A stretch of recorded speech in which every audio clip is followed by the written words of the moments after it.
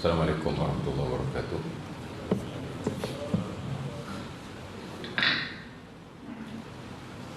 Innal hamdalillah nahmaduhu wa nasta'inuhu wa nastaghfiruhu wa na'udzu billahi min syururi anfusina min sayyiati a'malina. May yahdihillahu fala mudilla lahu wa may yudlil fala hadiya lahu. Asyhadu an la ilaha illallah wa la syarika lah wa asyhadu anna Muhammadan abduhu wa rasuluh.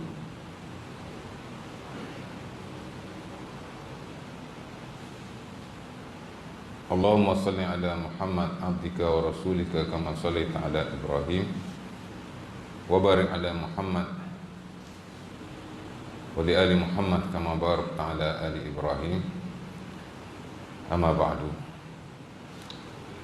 Pertama kali syukur kepada Allah Subhanahu wa taala kerana pada pagi ini kita dapat sama-sama berkumpul di sebuah kita untuk kita sambung kuliah kita yang telah lalu, yang kita tinggalkan sebelum bulan Ramadan. Kerana pada bulan Ramadan kita hanya kongsi tentang puasa dan Ramadan saja.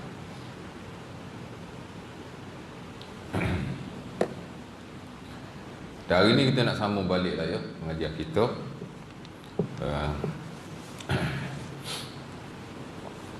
Daripada buku Nota Fiqh Ibadah yang telah masing-masing ada tu, di mana kita hari tu dah masuk tentang Kitabut Taharah, dan saya dah sebut sikit sebanyak tentang bab-bab yang ada dalam Kitabut Taharah dan kepentingannya ya. Hari ini kita nak masuk teruslah kepada bab yang pertama, ialah babul miyah ya. Bab air lah ya. Dan dia merupakan bab pertama dalam ilmu fiqh ibadah ya, dalam mana-mana mazhab ataupun aliran. Syafi'i baik, Hambali baik, Maliki baik, dan Hanafi baik. Tak ikut tertib tu kan, kalau ikut tertib Hanafi dulu, tu Maliki, lepas tu Syafi'i ya. Lepas tu baru Hambali. Ikut tertib lah, tapi tak disyarat pun sebut.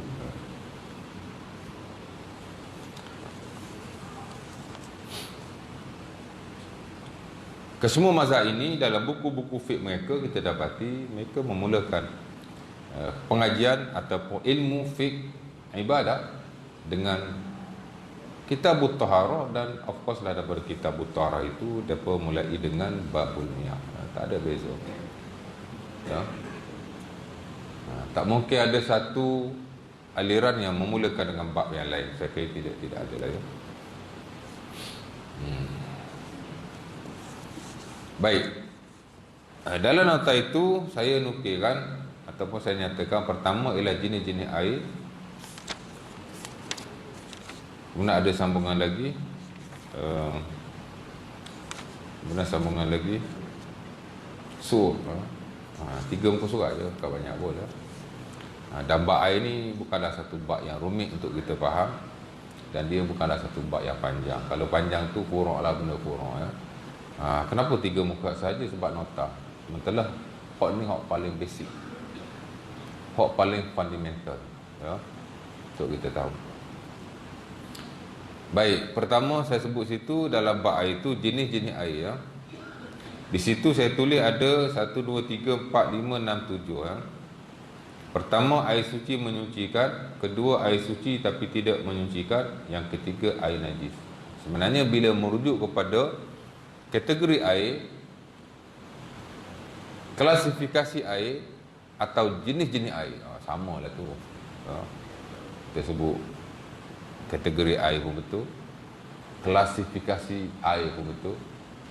Macam bahasa yang canggih lah, sama je ya. Kalau kita kata jenis-jenis air pun sama saja ya. Kalau dalam bahasa Arab kita panggil anwa'ul miyah, tu hak biasa ya. atau juga disebut sebagai aqsamul miyah. Ini paling banyak digunakan pakai dalam buku-buku fiqh. Ya. Aqsamul miyah, pembahagian air. Kalau tadi anwa'ul miyah, jenis-jenis air, sama je. Aqsamul miyah, kategori air, bahagian-bahagian air. Ya. Ataupun juga disebut dalam setengah buku fiqh asnaful miyah. Asnaful miyah, jenis-jenis, ya, jenis-jenis air pun boleh, pembahagian air pun boleh, ya. Asnaful miyah. Asnaf ni makna jenis-jenis, ya.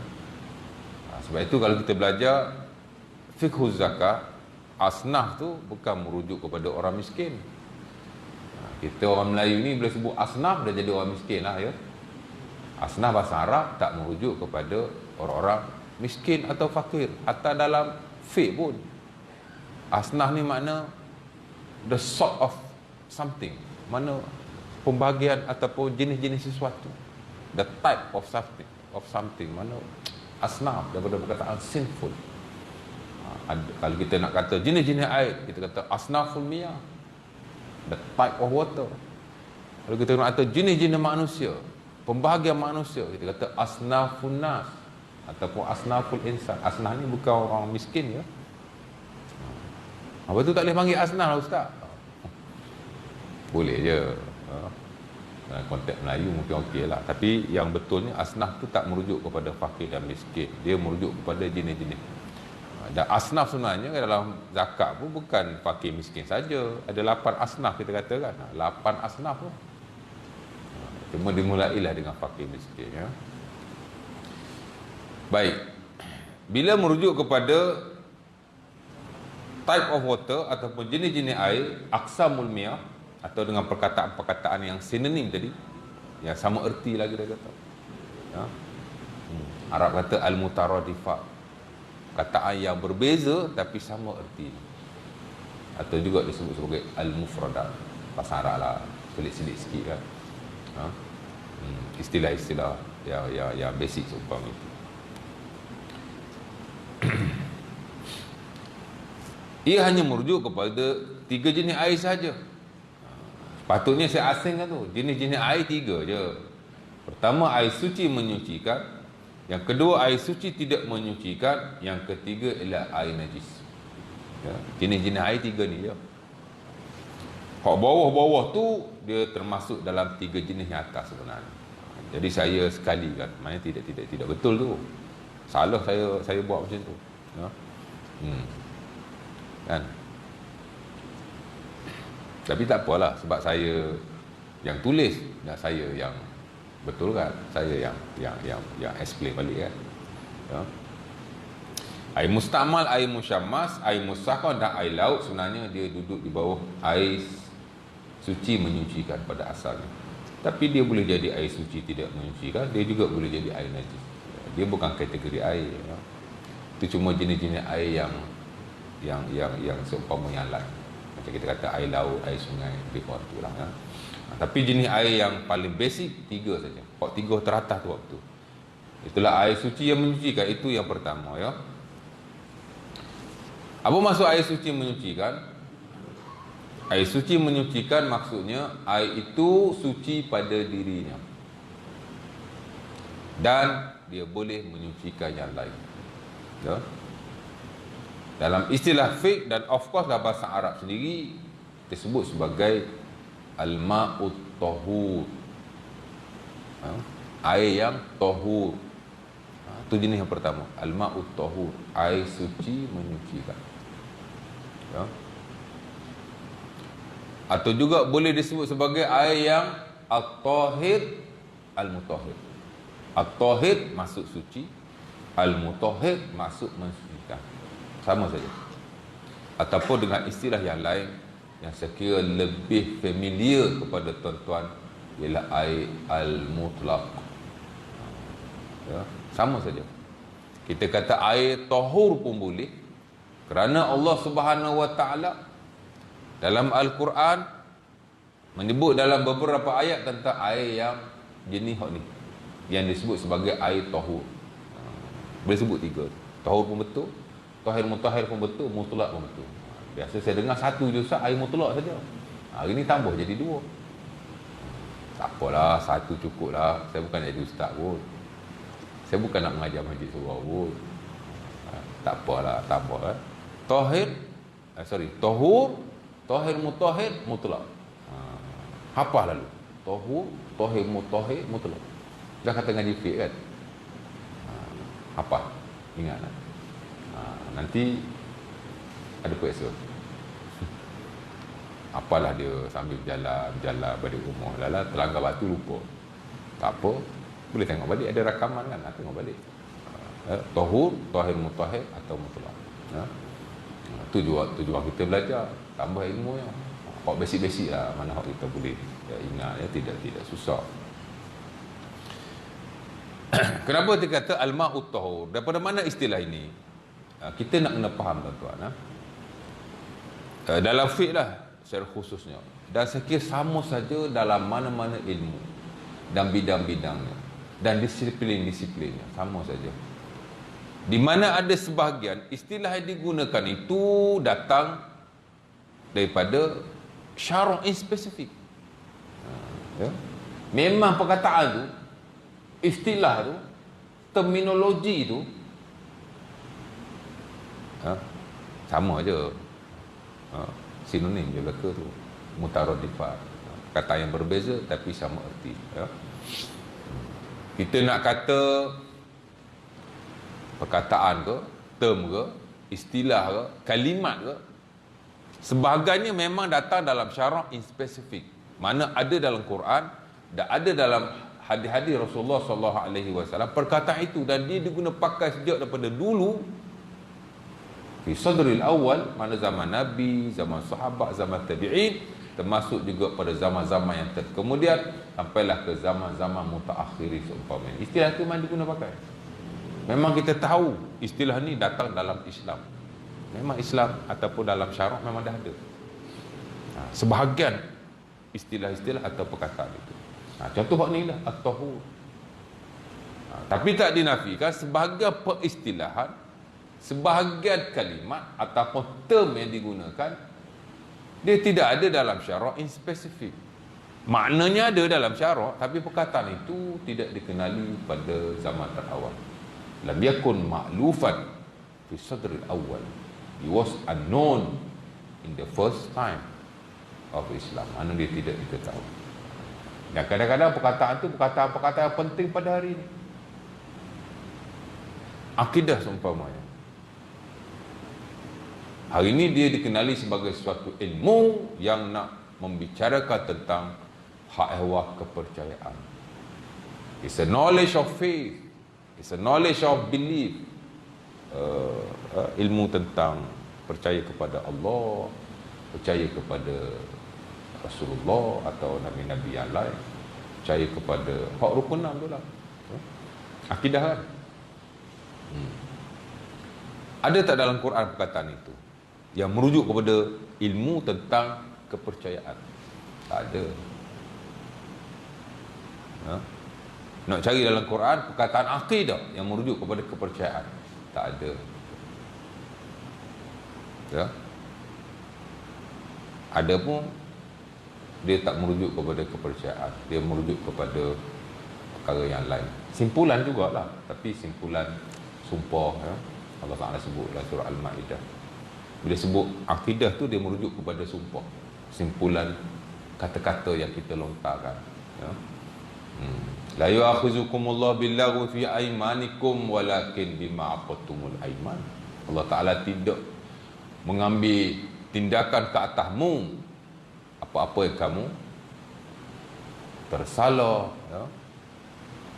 Tapi Allah Ta'ala mengambil tindakan ke atasmu apa-apa yang kamu simpulkan daripada sumpah-sumpahmu. Bima aqadtumul aiman.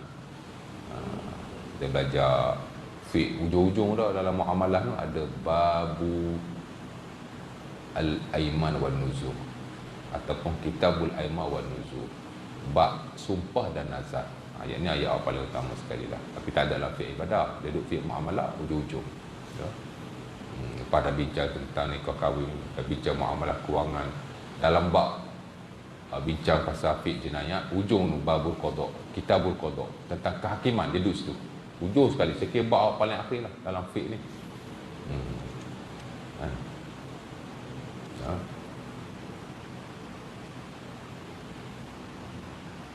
Adalah perkataan itu bukan akidah, tapi aqattumul aiman, yang kamu simpulkan daripada sumpah-sumpah. Sebab akidah ni merujuk pada simpulan. Jadi tak ada kena-mengena dengan akidah ayat tu. Ayat yang lain tak ada lah. Hadis Nabi ada tak Nabi sebut akidah yang merujuk kepada kepercayaan? Tak ada. Ia satu istilah yang baru. Ya. Ilmu yang pertama yang menggunakan perkara itu ialah Al-Imam Abul Qasim Al-Kushairi rahimahullahu ta'ala dalam bukunya Ar-Risalah. Walaupun buku tu ada sikit banyak kontroversi, misalnya buku tasawuf kan, tasawuf yang mendalam-mendalam sikit kan. Anyway, dia bolehlah, ataupun sebagian menganggap beliau sebagai tokoh Islam terkemuka terawal dalam hal-hal kerohanian. Yang okey kita ambil lah, yang tak okey kita tak ambil. Tidaklah kita menolak beliau 100%. Ya.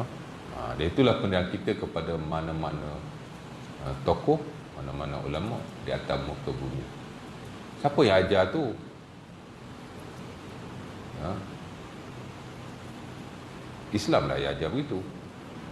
Dan of course lah ulama-ulama kita mengajar begitu. Imam Syafi'i pun ajar begitu. Ya. Yang bagus kita ambil lah. Kitab pun macam tu juga. Okey, kita ambil. Yang tak okey, kita ketepikan. Tidaklah kita menolaknya 100%. Baik. Jadi yang akidah tak diketahui ya. Al-Imam Abul Qasim Al-Kushairi dalam buku Ar-Risalah. Dia ni ulama terawal sebelum Imam Ghazali lagi, kurun ke-4 Hijriah. Tahun 400 Hijriah.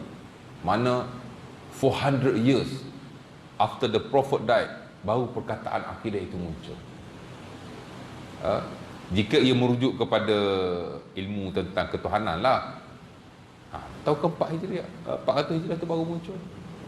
Kemudian diguna pakai oleh sebahagian, diguna pakai oleh sebahagian, diguna pakai oleh sebahagian, sampai hari ini ia menjadi suatu ilmu. Bila sebut akidah, setiap orang tahu kan? Dulu tak ada kataan itu ya? Itu istilah yang baru ya? Banyak lagi lah kalau saya nak buat contoh ya.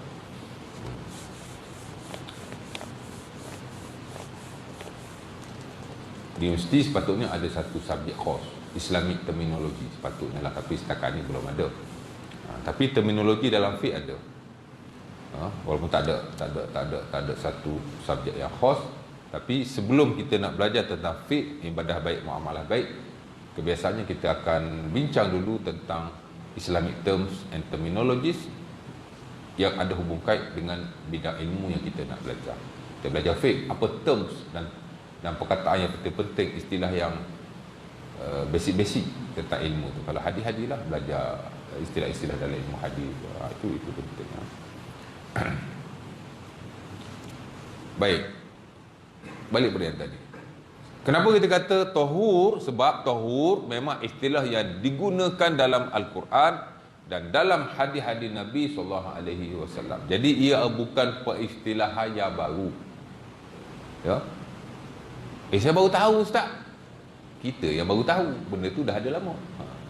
Banyak benda begitu ya. Kalau ilmu mutlak memang tahulah. Tapi hak tu tak tahu. Tapi bila kita belajar kita tahu ya.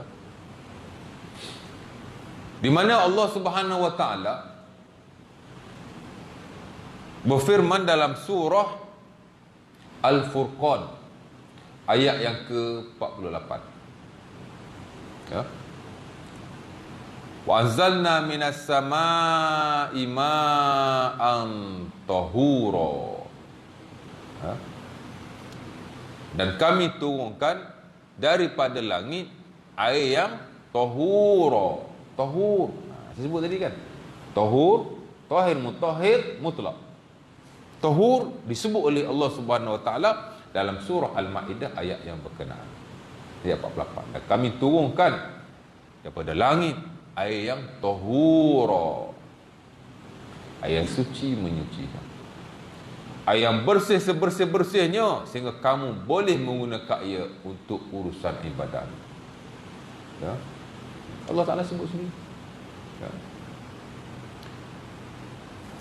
Dalam ayat yang lain, dalam surah Al-Taubah, At-Taubah, ayat yang ke-11, sama juga. Wa yunazzilu 'alaikum minas samaa'i ma'an liyutahhirakum bihi. Dan dia, yakni Allah Subhanahu wa taala, menurunkan daripada langit air yang liyutahhirakum bihi, yang suci untuk kamu bersuci dengan. Walaupun Allah Taala tak sebut tahur, tapi liyutahhirakum bihi juga merujuk kepada tahur. Dan of course lah, dalam hadis-hadis Nabi SAW banyak Nabi guna perkataan tahur. Lepas tu dia satu istilah yang makluf, orang Arab kata. Makluf ni very known. Ya, orang Arab ni dia ada tiga kategori perkataan yang menunjukkan benda tu orang tahu. Pertama, ma'ruf. Ma'ruf ni makna diketahui. Tahulah. Tapi mungkin tak semua orang. Mungkin sebahagian orang tahu, sebahagian orang tidak tahu. Itu dengan ma'ruf. Ya. Satu lagi maklum. Maklum ni tahu juga, tapi ramai orang tahu. Melayu pun kata maklum kan. Bila sebut maklum, biasanya ramai orang tahu. Walaupun ada lah seorang dua yang tak tahu, tercicir atau seorang. Arab pun sama. Bila sebut hadza ma'ruf, ini orang tahu. Banyak orang tahu. Hadza ma'lum, ini ramai orang tahu. Daripada perkataan tu sendiri kita dah tahu dah situasi benda tu, mana ramai orang tahu. Tapi bila orang Arab kata hadza ma'luf, very well known. Kalau tak tahu juga, mana kau tak belajar. Kalau belajar, confirm tak. Itu maklum. Ya. Jadi perkataan ni amat diketahui. Pasal ada dalam Quran, dan of course banyaklah hadis-hadis Nabi SAW. Ya. Contohnya, dalam hadis yang teramat masyhur dalam Babul Miyah. Of course lah dalam Kitabut Taharah. Itulah hadis yang diriwayatkan dalam Sunan Abi Dawud dan sebahagian kitab sunan yang lain daripada Abi Hurairah radhiyallahu taala anhu. Ya. Di mana Nabi SAW ditanya, "Ya Rasulullah, ana tawadda min bi'ri Buda'ah." Ini dipanggil hadis bi' Buda'ah, hadis telaga Buda'ah atau Buda'ah. Ya, boleh dibaca Buda'ah, boleh dibaca Buda'ah. Ya. Hadis telaga Buda'ah. Hadis ni masyhur lah. Ada orang tanya Nabi, "Ya Rasulullah, wahai Nabi, ana tawadda min bi'ri Buda'ah. Boleh tak kami berwuduk daripada telaga Buda'ah?" Ha? Innahu bi'run yurqa fiha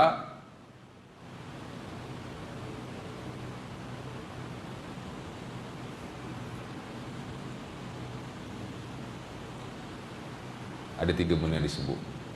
Innahu bi'run yurqa fiha al-hayat wal humul kilab wal natm. Ya.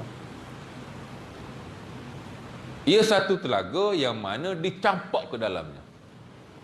Tiga benda. Hadis ni ada banyak besi ya. Ini saya baca salah satu besi. Tadi fikir tu nak baca, nak ambil besi kat mana. Ambil ni lah yang biasa saya guna. Dah nampak. Orang tu cakap pada Nabi, telaga ni boleh tak kami wuduk sebab dicampak, dibuang ke dalam telaga itu al-hayat, sisi-sisi haid. Ya. Ingat orang zaman hari ni saja, bila haid pakai pampers. Bukan pampers. Apa dia panggil lah? Tak tahulah dia. Orang Kelantan kata modest. Orang sini tak tahu kata apa. Tuala wanita tu formal sangat. Kalau orang biasa-biasa panggil apa ya? Orang Kelantan panggil modest. Tuala wanita. You all panggil apa? Tak panggil apa-apa. Ya? Panggil apa Ji? Tuala wanita. Ya ke? Macam formal sangat lah tuala wanita. Yang tak formal kita panggil apa? Ha? Pet. Mungkin lah kot beli. Mungkin lah. Boleh sebut Ustaz lucah ustaz ni. Kan? Atau nak tahu, saya nak tahu.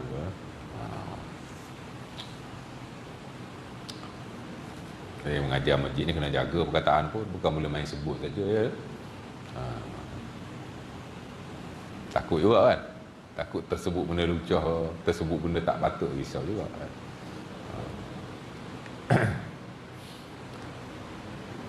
Ingat zaman hari ni saja orang pakai tuala wanita. Zaman dulu pun sama ya. Cuma mungkin bukan dalam bentuk yang ada hari ni. Dia pun pakai kain juga ya.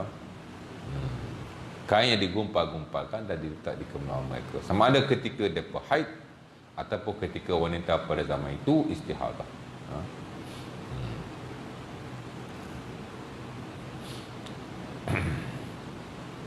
Dipanggil al-hayat.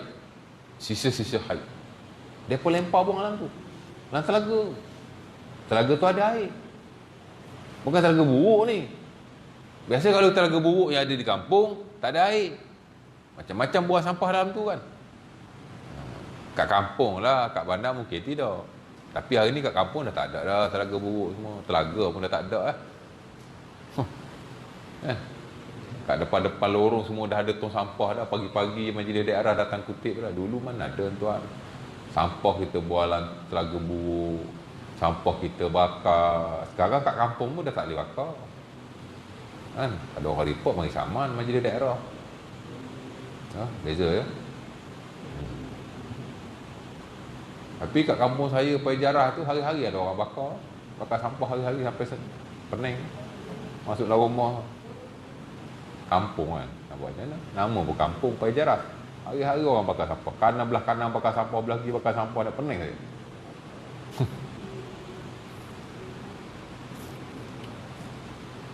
Orang kampung petang-petang dia tak ada kerja, dia buat aktiviti sapu sampah. Dia sapu kat belakang rumah dia bakar lah. Bagi saya buat pahala, buat dosa free je tu. Pasal asap yang kita bakar tu masuk rumah kawan-kawan, jiran-jiran, sian orang ada anak kecil. Kita nak buat macam mana? Kita tegur marah kita pula ya tak? Kita nak report dia kena saman pula kau. Tapi larat ke majlis nak pergi saman ramai. Tiap petang ramai duk bakar sampah dah. Tradisi kan, adat. Nanti saya sentuh pasal adat juga ya. Nak belajar jabat adat ni. Baik. Jadi orang tanya Rasulullah. Wahai Rasulullah, dalam telaga ni ada hayat, sisa-sisa haid. Waluhumul kilab. Allah. Dan dicampak atau dibuang juga ke dalamnya luhumul kilab. Dahsyat ni. Buang daging anjing. Anjing mati ke buang dalam tu. InsyaAllah ya. Ataupun sisa-sisa anjing. Selain daripada orang Islam, memang mereka makan anjing waktu itu. Jadi baki-baki dibuang ke dalam tu. Kepala ke, kaki ke, masuk dalam tu. Ya. Wanatnu, dan dibuang juga kotoran-kotoran yang lain, sampah sarat, buang lagi. Jadi tradisi telaga buruk ni bukan hanya ada pada orang Melayu, kan? Ada juga pada zaman Rasulullah SAW. Cuma air ada dalam tu. Boleh tak kami ambil wuduk dalam tu? Dapat tanya kan? Nabi pun kata al-ma'u tahur malam yunajjisu syai'. Nabi sebut tu kan. Al-ma'u tahur, air itu adalah tahur, suci menyucikan. Tahur, bersih, sebersih-bersih.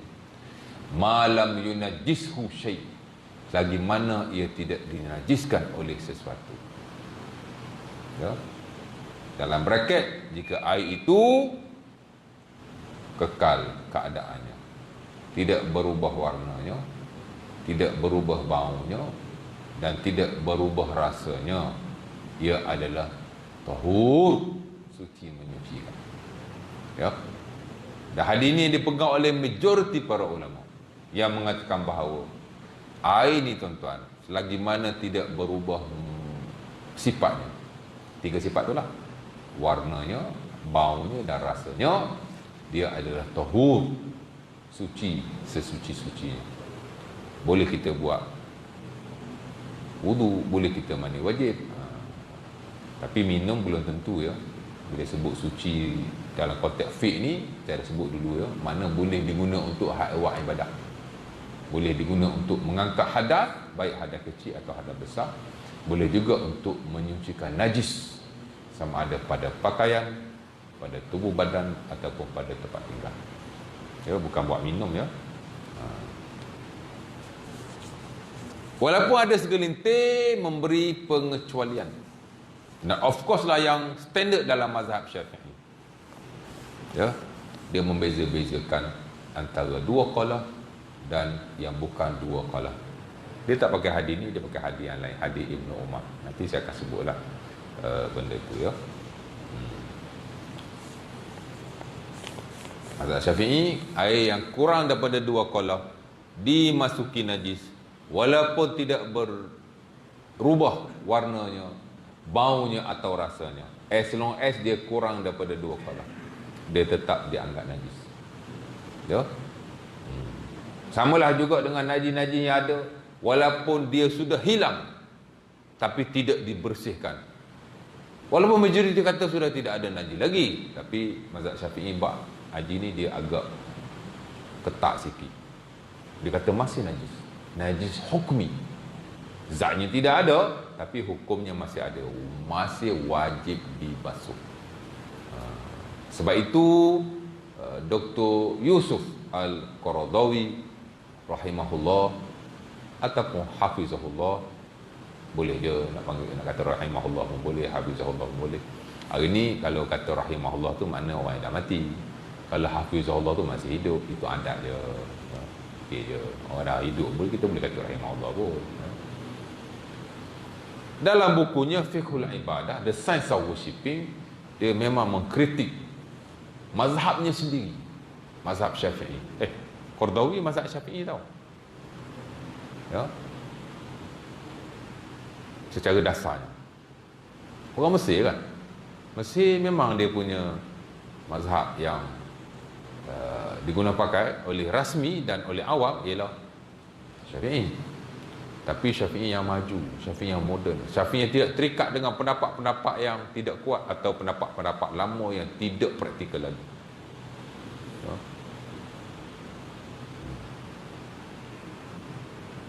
Syafi'i yang tidak jumuk dan tidak taklid.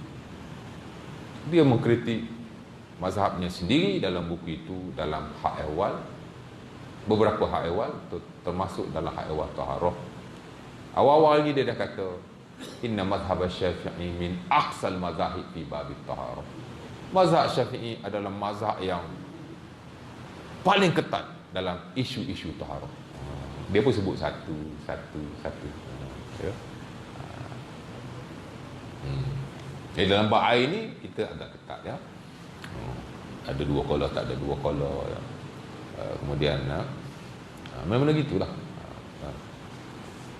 Walaupun majoriti tidak berpendapat sedemikian. Benda ni jarang berlaku pun ya tak. Saya kira banyak teoretikal je, praktikalnya tak berlaku. Berlaku pada tuan-tuan. Air kurang 2 qaulah masuk najis. Ada berlaku pada kita. Selama hidup saya 44 tahun hidup tak pernah berlaku lagi setakat ni. Kadang-kadang benda tu walaupun kita tahu tak najis, kita dah tak confident nak gunakannya. Betul tak? Air dalam baldi kita tak ada. Kadang masuk taik cicak seketul 2 je. Tak guna dah, buang dah. Tak confident. Padahal hukum fiqh okey lagi tu. Walaupun mazhab Syafi'i membezakan antara 2 qaulah dan bukan 2 qaulah, tapi ada unsur-unsur kemaafan. Ada najis-najis yang dimaafkan. Takat taik cicak 2-3 ketul dimaafkan tuan-tuan. Tuan-tuan semayang, sebelum semayang pijak taik cicak seketul. Atau 2 ketul. Atau 3 ketul. Oh banyak cicak duk berok Masjid ni tak ada kot. Allahu Akbar semayang. Lepas semayang member cakap, kat kaki kau ada taik cicak kot. Tengok-tengok memang taik cicak sungguh. 3 ketul mungkin tak berlaku lah. Mungkin seketul lah ya. Oh dia pun dia basuh-basuh kaki, semayang balik. Maknanya tak perlu semayang. Najis cicak ni dimaafkan. Najis yang kecil ya, dimaafkan.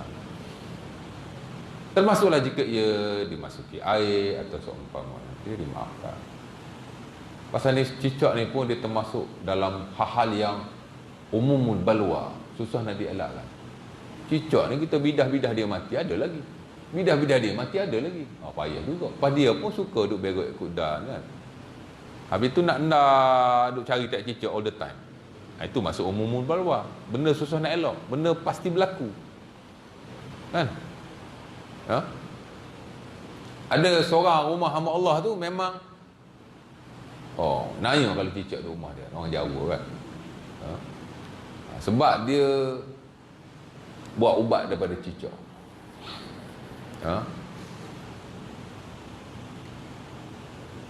Tapi ada je cicak rumah dia, saya pergi tengok.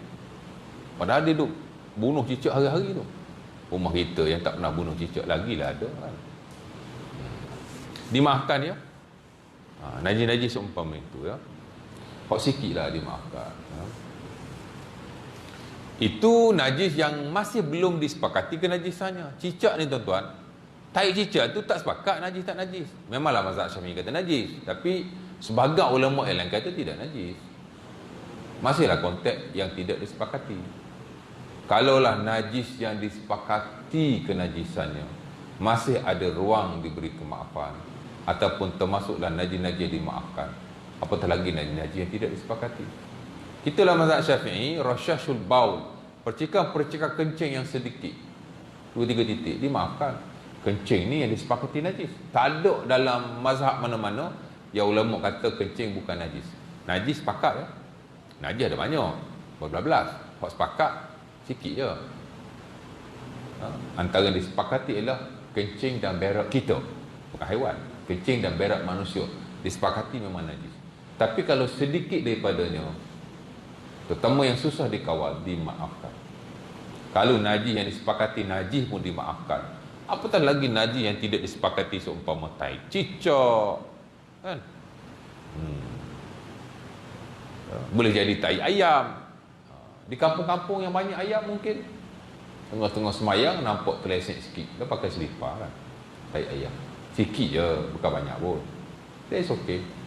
No need to repeat your prayer. Tak payah ulang semayang. Jadi orang tanya Nabi, balik pada tadi, saya nak habis ya. Lepas tu saya berhenti. Mana Syekh? Mana Syekh tadi? Saya tak ambil tanya. Tak ambil video kan. Kalau saya ambil video, saya nampak tanya. Inilah nak tutup dengan hadis tadi ya. Jadi bila ditanya begitu, telaga ni orang buang macam-macam. Nabi kata selagi mana ia tidak berubah warnanya, baunya dan rasanya, ya, maka ia adalah suci, menyucikan. Ya, itu yang dipegang oleh majoriti ya, walaupun dalam mazhab Syafi'i dia agak ketat sikit. Tapi itulah asas kepada air sebenarnya. Sebab itu telah diwartakan oleh seluruh ulama Islam, al-aslu fil miyah at-taharah malam tasbut an-najasah.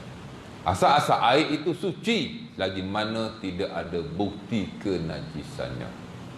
Bagaimana tak ada bukti kenajisannya, maka ia adalah suci. Dan bukan hanya kaedah ini diguna pakai ke atas air, ia diguna pakai ke atas semua benda yang ada di atas muka bumi. Selagi mana tidak ada najis, ia dihukumkan sebagai suci. Ya. Dan Nabi sendiri pun sebut dalam beberapa hadis, al-ardu kulluha masajid. Bumi ini adalah masjid, semua suci. Ya. Mereka dua tempat lah ya, kubur dan tandas. Jadi okey. Ya, selagi mana tidak ada najis, ia adalah suci ya. Sebab itu pada zaman Rasulullah SAW, tuan-tuan, masjid Nabi bukan macam masjid zaman hari ni kan. Ya. Kita ni memanglah ada pintu, boleh kunci, boleh tutup ya. Zaman Nabi tak ada, masjidnya terbuka. Dan anjing keluar masuk. Umpama yang disebut oleh Ibnu Umar dalam Sunan Abi Daud, dan itu hadis yang sahih. Kanatil kilabu tuqbilu wa tudbiru fi masajidi Rasulillah wa lam yakunu yarushuna syai'an min zalik. Kita belajar bab air ni bukan nak tahu air suci menyucikan, air tidak suci menyucikan, ataupun suci tidak menyucikan, air najis. Tapi kita kena fahamlah prinsip-prinsip dan konsep-konsep kesucian dan kenajisan secara am, supaya kita tidak terbelenggu dengan benda-benda yang kadang-kadang tak ada apa pun, tapi kita yang berlebihan. Kan? Nampak anjing macam masuk dalam masjid. Tak nampak pun, tapi nampak macam dia keluar daripada masjid. Oh, anjing masuk dalam masjid kita. Aduh, apa kita nak buang kapal-kapal kita ni? Kan? Kalau dia belajar fiqh lebih sedikit, ataupun ustaz yang mengajar ada subjek fiqh, dia hurai dengan betul tentang prinsip dan konsep-konsep kesucian dan kenajisan. Dah hal-hal yang very simple seumpama ini, tak ada apa pun nak pening-pening duk fikir buat apa. Masuklah masjid tu, nampak ada tahi dia. Dia kata mazhab Syafi'i kena sertu, kena sama. Sama lah. Kalau tak nampak, tak ada lah. Mana besar masjid kita dengan masjid Nabi? Mana besar? Tapi orang cakap pula, masjid Nabi pasir ustaz. Mungkin dia dah kencing terkambus. Mungkin lah. Tapi itu bukan realitinya. Ada orang Badawi kencing dalam masjid, Nabi tak suruh kambung dengan pasir, Nabi suruh jirus. Artinya Nabi suruh basuh lah. Tapi dalam setengah-setengah kes, Nabi biarkan saja. Sahabat biarkan saja. Tak nampak kan? Itu disebut tadi kaedahnya. Al-aslu fi asya' at-tahara ma lam tasbu an-najasah. Benda ni kalau tak ada najis, dia suci. Tak ada pening-pening. Jangan dicari-cari kenajisan. Ada orang ajak balik rumah cium seluar dalam. Kalau bau hancur, kau tahu balik semayang. What kind of mind these people? Saya kata, ataupun dia ustaz ajar fiqh ni, dia belajar fiqh betul ke tidak ni? Kan, jangan rigid sangatlah. Nanya lah macam tu, asyik nak cium seluar dalam tu. Otak dia lembab tau, cium benda-benda yang busuk ni. Kita belajar dulu dalam psikologi, tak digalakkan mencium bau-bau yang busuk. Dia boleh melemahkan akal. Saya tak pastilah secara sains dan perubatan adakah ia benar atau tidak. Tapi dalam psikologi kita belajar dulu, ada dinyatakan. Kalau kita lihat dalam syarak pun, Nabi tak bagi kita makan bawang kan, ganggu orang pergi masjid atau seumpamanya. Sebenarnya dia lah benda-benda berbau ni dia tak bagus. Jangan jadi tabiat kita lepas basuh berak cium tangan nak tahu bau najis ke tak bau najis. Nanti melemahkan akal. Sementara Islam tak galakkan pun. Apa basuh-basuh berak cium. Jangan. Dah basuh. Okey lah. Takut ada bau lagi. Jangan cek-cek macam tu tuan-tuan. Jangan duk cium-cium suara dalam ya. Ada orang duk mengajar macam tu. Pening. Balik pada tadi saya nak habiskan. Kanatil kilabu, kata Ibnu Umar. Kanatil kilabu tuqbil wa tudbir fi masjid Rasulillah wa lam yakunu yarushuna syai'an min zalik. Anjing-anjing keluar masuk dalam masjid Rasulullah sallallahu alaihi wasallam, tapi mereka, yakni para sahabat Nabi, tidak menjeruskan apa-apa air ke atas. Kata Imam Ibnu Hajar Al-Asqalani dalam Syarah Sahih Al-Bukhari, Fathul Bari, pasal apa sahabat tidak mencurah air ke atas? Kerana tidak ada.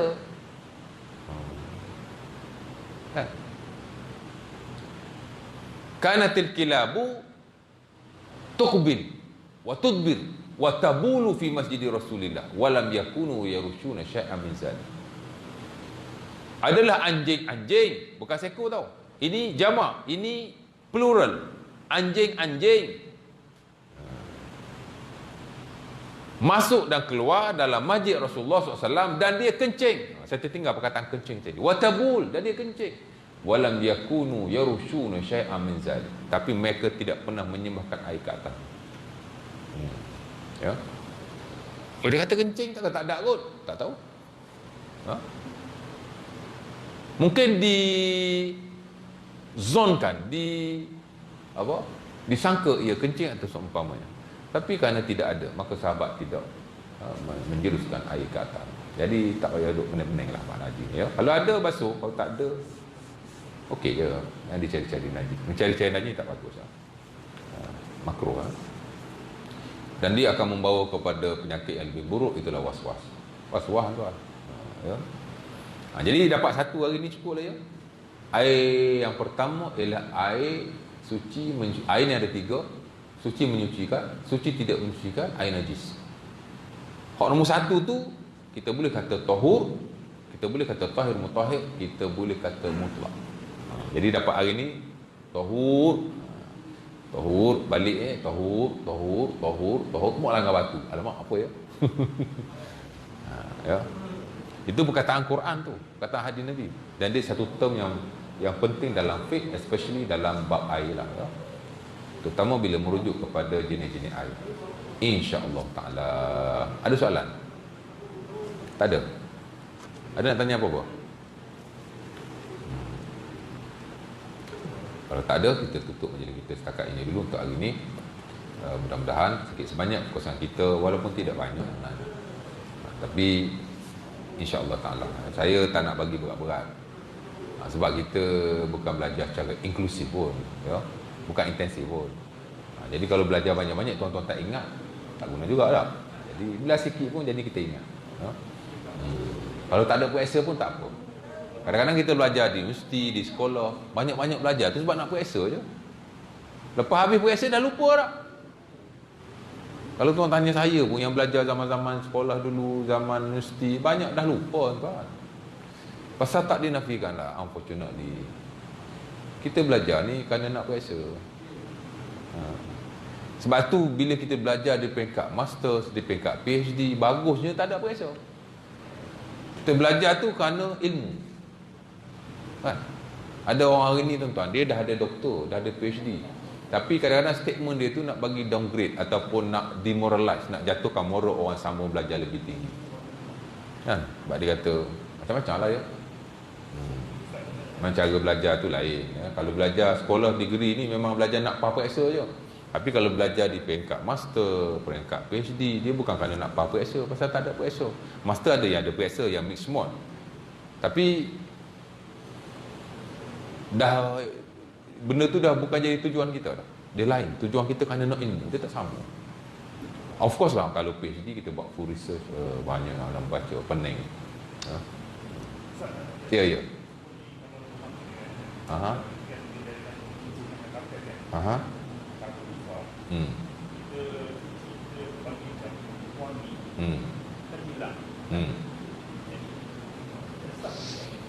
Kalau boleh basuh dengan air dulu, basuh dengan air dulu, lepas tu baru boleh spray boleh. Tapi mesti basuh dengan air mutlak dulu. Najis ni walaupun ada khilaf dah sikit banyak, tapi sebaik-baiknya jika ada najis, tak kisahlah ada lantai kita ni, kalau kapet dia basah, kita basuh dengan air kosong dulu, kemudian bolehlah kita. Tapi kalau kita tak spray pewangi kan, sebab kita nak ukur kewujudan najis tu sebenarnya, kalau kita dah tutup dengan wangi, kadang dia ada lagi, cuma wangi tu menutup, kerana kan zat dia ada lagi, takut begitu. Jadi mesti dibersihkan dulu dengan air yang bersih. Mesti basuh dengan air kosong, dengan air yang mutlak. Kalau dah tak ada warna, bau dah rasa, baru boleh perfume untuk bagi dia wangi. Tapi kalau awal-awal kita nak spray minyak wangi, saya kira dia tidak suci menyucikan, tak bersih. Wangi tu cover saja, najis tu masih ada, ya. Satu lagi sebelum saya nak ni, ya. Anak kita yang baby yang pakai pampers, ada juga saya tengok setengah tu dia kata sebelum masuk masjid pampers tu kena tukar dulu, ya, ataupun kena cium dulu pampers tu. Kalau tak bau mancing, mana anak kita tak kencing, okeylah. Tapi kalau bau mancing, tukar dia kata, kerana kita tidak boleh membawa najis masuk ke dalam masjid. Adalah hamba Allah tu, ya, tak payahlah sebut nama, nanti kena saman pula. Ada suka saman-nyaman je, ya. Sebab itu saya daripada dulu, alhamdulillah, saya banyak juga tegur, kritik, memperbetulkan, tapi saya tak sebut nama. Memang saya takut disaman pun, tak pasal-pasal kena saman kan, nak naik turun mahkamah Jadi saya, sebab prinsip saya pegang, orang tu tak penting kan, yang penting ajaran dan konten yang dia bawa tu. Jadi kita sebut benda tu sudah memadai. Tapi kalau orang berani, dia sebut dengan orangnya, lagi bagus, Saya tak ada, saya sebut benda tu, ya. Jadi disuruh maknya cium, alah, tadi suruh cium surah dalam, hak member ni, hak ni suruh cium pula pamper anak. habis jadi lembab mak bapak kita. Mak bapak budak tu lah. Tak payah cium lah. Ya. Kalau kita lihat Imam Nawawi rahimahullah dalam syarah Sahih Muslim, dia dah nyatakan dah. Telah sepakatlah para ulama, najis ni kalau kita tak boleh jaga, maka haram dibawa masuk ke dalam masjid. Ya. Tapi kalau boleh jaga, maksud najis tu tidak mencemarkan masjid, harus. Fa'in amina jaza. Ya. Ujung tu dia kata macam tu. Saya tengok tag penuh dia. Dulu saya hafal lah, tapi dah lupa. Tapi dia kata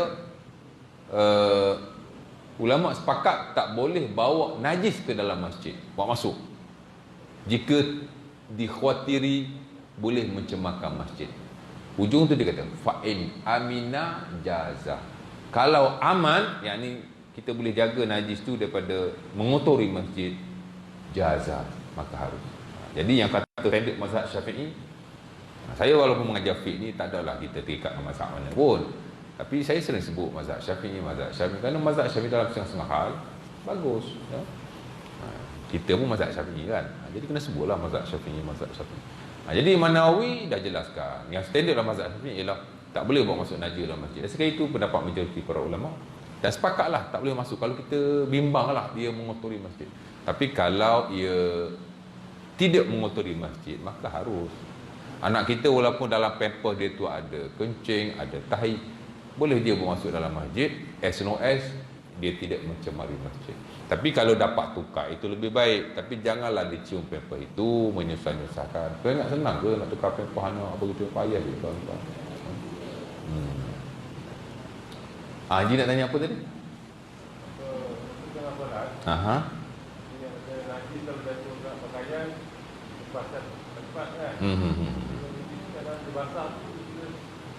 Okey, najis memang kalau kita tengah solat, tiba-tiba najis tu terkena, ya. Memang kita mesti membebaskan diri daripada najis itu.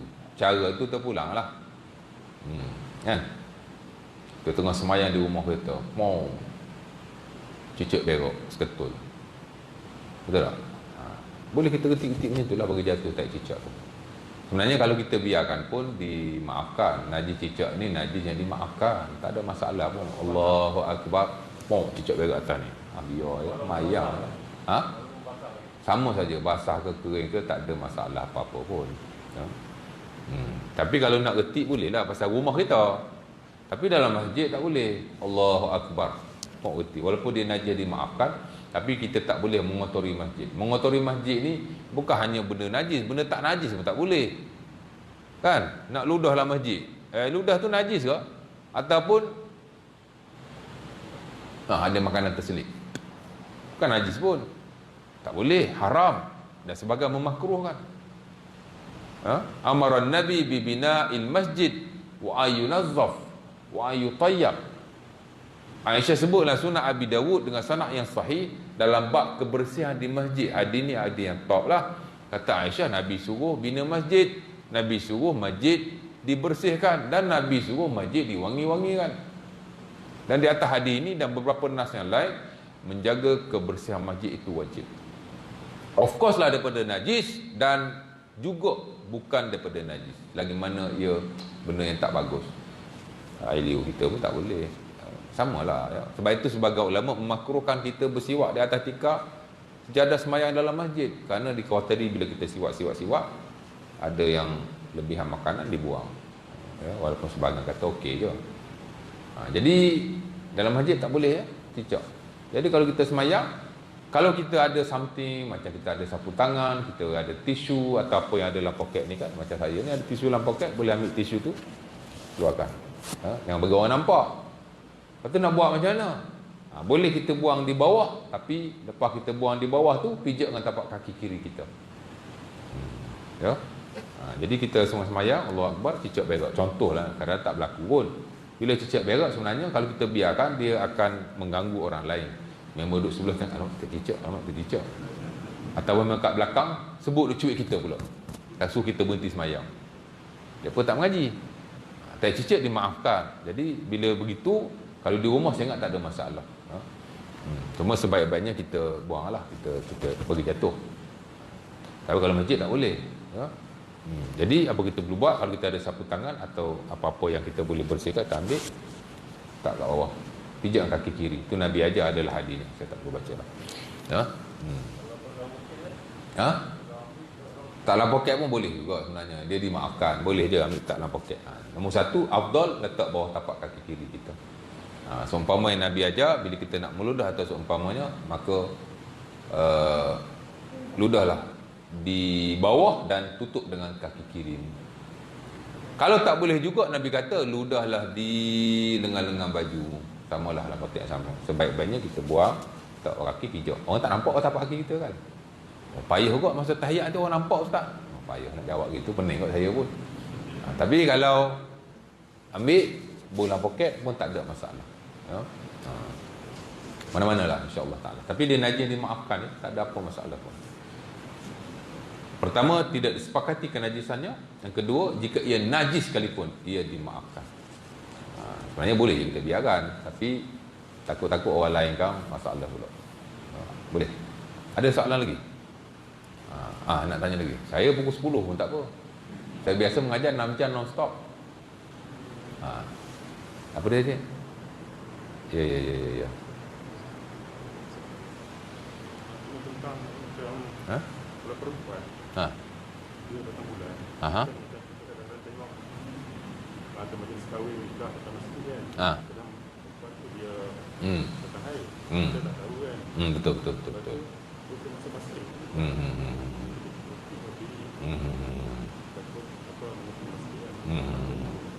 Okey. Dia tanya wanita masuk masjid, kalau ada kahwin ke apa, silakan dia haid. Sebenarnya isu haid ni satu isu yang penting juga untuk kita tahu, di mana wanita yang haid memang dilarang memasuki masjid di sisi majoriti. Di sisi majoriti. Ya, walaupun segelintir tidak melarang. Majoriti larang, ya. Mazhab Syafi'i dan sebagainya mazhab yang lain memang tak boleh lah, ya. Tapi segelintir membenarkan, ya. Adalah dalil-dalilnya. Al-Imam Ibnu Al-Munzir rahimahullah, antara ulama yang membenarkan orang yang berhadas besar, junub baik, haid baik, kalau tak silap saya, juga untuk memasuki masjid, kerana dia kata hadis itu tidak kuat. Memang hadis yang melarang orang, sebenarnya kalau yang haid ni hadis yang banyak yang pakai ialah hadis Aisyah radhiyallahu taala anha dan juga Ali bin Abi Talib dalam Sunan Tirmizi ataupun Abi Daud. Tapi hadis itu sebahagian kata hadis yang okey, hasan, sebahagian kata hadis yang tidak sahih. Di mana Nabi kata janibu hadzal masjid, macam mana hadis tu? Nabi kata elakkan masjid ini daripada orang yang berjunub dan haid. Ada haid ni, tapi hadis itulah bukan saya kata tadi tak ada lah, ada. Hadis itulah. Nabi kata janibu hadzal masjid li haid wala junub. Nabi kata jauhkan masjid ini daripada orang yang haid dan orang yang berjunub. Nabi kata janibu hadzal masjid li haid wa junub. Jauhkan masjid ini daripada orang yang haid dan orang yang berjunub. Jadi tak boleh lah, ya. Lagi satu dalam Quran Allah Ta'ala sebut tentang hak orang berjunub, ya. Allah Ta'ala kata wala junuban illa abiri sabilin hatta tagtasilu. Orang yang berjunub tak boleh masuk masjid melainkan dia lalu sahaja sehinggalah dia mandi. Itu antara dalil. Jadi apa Allah Ta'ala sebut junub, haid pun termasuk, ya. Dan yang paling jelas, dan saya kira dalam hal ehwal melarang wanita masuk masjid ni ialah hak paling kuat lah, hak paling kuat sekali, ialah hadis Ummu Atiyah. Hak tadi tu kata hadis tak sahih lah, hadis Aisyah tu kata hadis tak sahih. Lepas tu yang kata ayat-ayat Quran tu pula dia ada dua pentafsiran. Satu merujuk kepada masjid, satu merujuk kepada pemusafiran. Jadi ada banyak isu, jadi boleh dibahaskan. Tapi hak paling kuatlah kita kata yang melarang wanita haid masuk masjid ialah hadis Ummu Atiyah yang diriwayatkan dalam Sahih Muslim. Lepas tu kata majoriti, kerana mereka merujuk pada hadis itu, Di mana Nabi SAW kata Ummu Atiyah, bila hari raya dia sembahyang di padang. Dan Nabi suruh mari semua wanita. Ya, mari semua.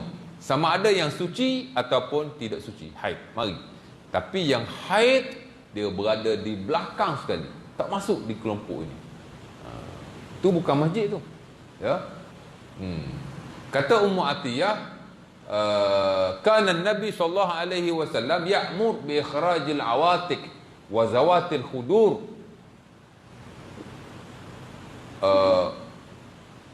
Kana Nabi ya'mur al awatik wa zawatil khudur wal huyyat an yashhadna jama'atal muslimin wa da'watahum wa an ya'tazilna al-huyyat al-musalla.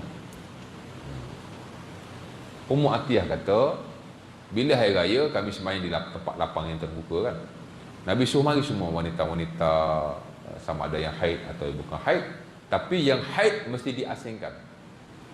Mesti diasingkan kerana mereka tidak suci.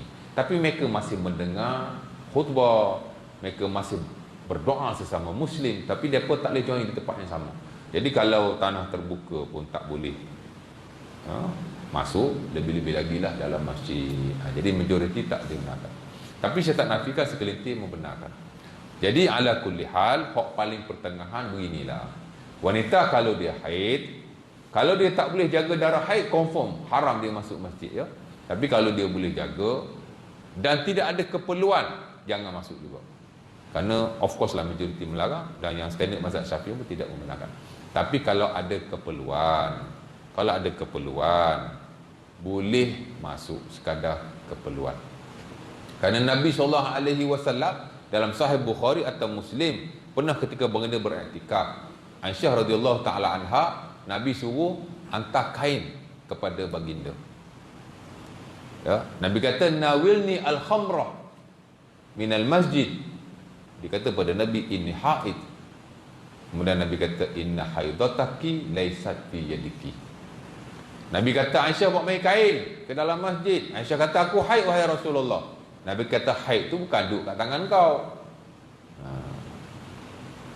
Ya. Jadi Aisyah masuk, kemudian Aisyah keluar. Ya. Nah, itu sekiranya yang pertengahan. Kalau ada tujuan, masuklah. Tapi kalau tak ada tujuan, kalau boleh elakkan. Walaupun segelintir kata orang haid tak ada masalah langsung masuk ke masjid. Ya. Antaranya Al-Imam Ibn Hazm Al-Andalusi rahimahullah dalam bukunya Al-Muhalla. Dan sebagian ulama-ulama yang terkemudian berpegang dengan pendapat itu. Orang haid boleh masuk masjid. Cuma kita tak boleh lah, tak bermudah-mudah juga kan. Pertama kerana majoriti kata tak boleh, dan masing-masing ada dalilnya. Yang kedua sebab kita pun banyak pakai mazhab Syafi'i, tak boleh, tiba-tiba kita boleh bermudah-mudah, kadang takut mengelirukan juga. Tapi saya sebut secara agak luas supaya tuan nampak. Al-Imam Ibn Hazm rahimahullah dia membenarkan. Kenapa? Pertama kerana Aisyah masuk masjid dalam keadaan dia haid, menghantar kain pada Rasulullah. Ya. Dia lalu saja. Kalau mazhab Syafi'i tuan-tuan, bukan sekadar lalu, masuk pun tak boleh. Melainkan kalau daruriyat sangat baru boleh masuk. Itu pun lepas tu keluar. Maksudnya memang tak boleh langsung lah. Ya. Kata Imam Ibn Hazm, pasal apa pun boleh masuk masjid? Pertama kerana Aisyah masuk, itu nombor satu lah. Hadis Muslim tu lah, ataupun Bukhari. Yang kedua kerana Rasulullah SAW membenarkan wanita duduk di masjid. Ada seorang wanita ni tuan-tuan, dia tak ada rumah. Ya. Dan dia pun dibebaskan oleh tuannya. Dia panggil Imra'ah Sauda, Walidah. Dalam hadis Aisyah juga dalam Sahih Bukhari ataupun Muslim. Jadi Nabi letakkan dia di dalam masjid. Dia duduk dalam masjid. Jadi kata Imam Ibn Hazm Al-Andalusi rahimahullah, dia duduk dalam masjid, confirm dia haid. Tapi Nabi tidak pernah menyatakan apa-apa. Maksudnya dibenarkan. Jadi dia ada hujah yang kuat juga dalam isu ni, yang macam bawa. Jadi saya sebut tadi hadis itu tidak sahih. Kemudian ayat Quran yang ada dua pentafsiran. Kan? Kemudian macam-macam lah dia kumpul-kumpul, yang nampak macam orang haid ni tak ada masalah lah. Cuma balik hok tadi, hok pertengahannya, kalau tak ada apa-apa jangan masuklah kalau boleh, ya. Tapi kalau ada keperluan boleh masuk sekadar keperluan, ya. Contohnya kalau ada perkahwinan, adik kita kahwin, takkan tu kat luar kan, masuklah sekejap kemudian boleh keluar. Itu yang saya lihatlah dalam fiqh, pendapat yang paling pertengahan. Kerana ada yang melarang, ada yang membenarkan, jadi kita ambil jalan pertengahan, kan? Ya, elakkan. Ada keperluan, insya-Allah. Tapi habis keperluan baliklah, keluarlah, ya. Mudah-mudahan. Jadi boleh faham. Dia tanya sikit je, tapi saya nak bagi faham, ya. Kalau nak senang aja. Mazhab Syafi'i haram, ya. Kecuali kalau daruriyat, emergency, boleh lah. Tapi macam tak puas hati pula, tuan-tuan pun nak tahu lebih kan. Jadi saya bagi tahu begitu. Ala kulli hal, majoriti melarang, segelintir membenarkan. Tak ada apa pun dia kata. Dan yang paling pertengahan ialah kalau, kerana ada juga yang membenarkan, ada juga yang membenarkan, tapi wanita tu kena ambil haid dulu, macam-macam pendapat ni, ya. Tapi saya lihat yang paling pertengahan, kalau tak ada apa-apa jangan masuk. Tapi kalau ada keperluan, masuklah sekadar keperluan. Kadang-kadang kita pun tak boleh rigid juga dalam isu-isu seumpama ini, ya. InsyaAllah ta'ala. Ada soalan? Cukuplah tu. Aku liqul hazar. Assalamualaikum warahmatullahi wabarakatuh. Kita tutup majlis kita dengan tasbih kafarah dan surah Al-Asr.